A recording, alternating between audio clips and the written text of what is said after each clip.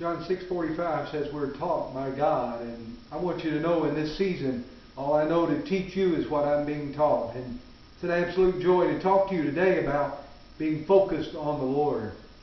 Begin to ask myself a bunch of questions about if my life would be more different if in fact I were more focused on the Lord, and what that meant and what that looked like. If I'd have more joy and more power, if I'd be more patient, if I'd be more sensitive to others, if I'd be more aware of others, if I'd see the world differently, if I was focused on the Lord. And I came to believe that the answer to all those questions was absolutely yes, and began to be convinced there's nothing in my whole life to be lost by being genuinely focused on the Lord. So I began to roll that question over in my mind, and I think I'd work from the concept that if I really focus on the Lord, that my perspective becomes very, very narrow.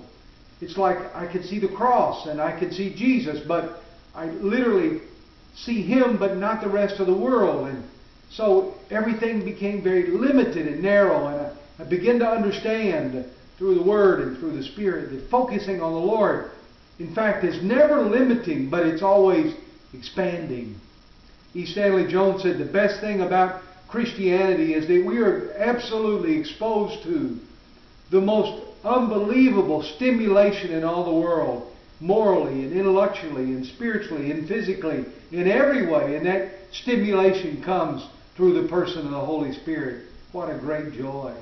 I begin to look at Hebrews chapter 12, verses 1 and 2, where it instructs us to look to the Lord, and reminded me that it's such a precious thing to have in my life some witnesses whose life were victorious, and they weren't narrow, and they weren't sectarian, and they weren't only committed to their church or their small group or their perspective, but they had this broad view of what it meant to live for Jesus. People like Howard Hendricks and Brennan Manning that both passed away this spring. And they were called to lay aside the distractions and the things that get in the way, and to run the race daily. I've been so challenged just to be focused on the Lord today, to run the race with perseverance today, and to look to the author and the finisher, the pioneer and the perfecter of our faith. At the end of that day, it will be a day of joy. Not long ago, I was talking to an aspiring photographer at our church that talked about a new ability to photograph a subject and not only have the subject in focus, but have the whole context around the subject in focus as well.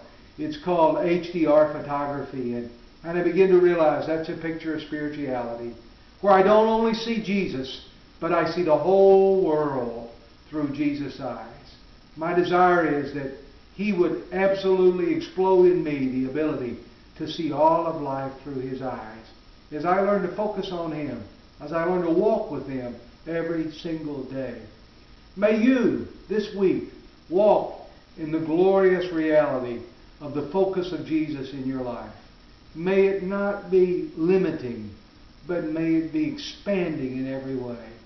Thank you for joining us this morning. Look at it for a few minutes at Hebrews 12, 1 and 2.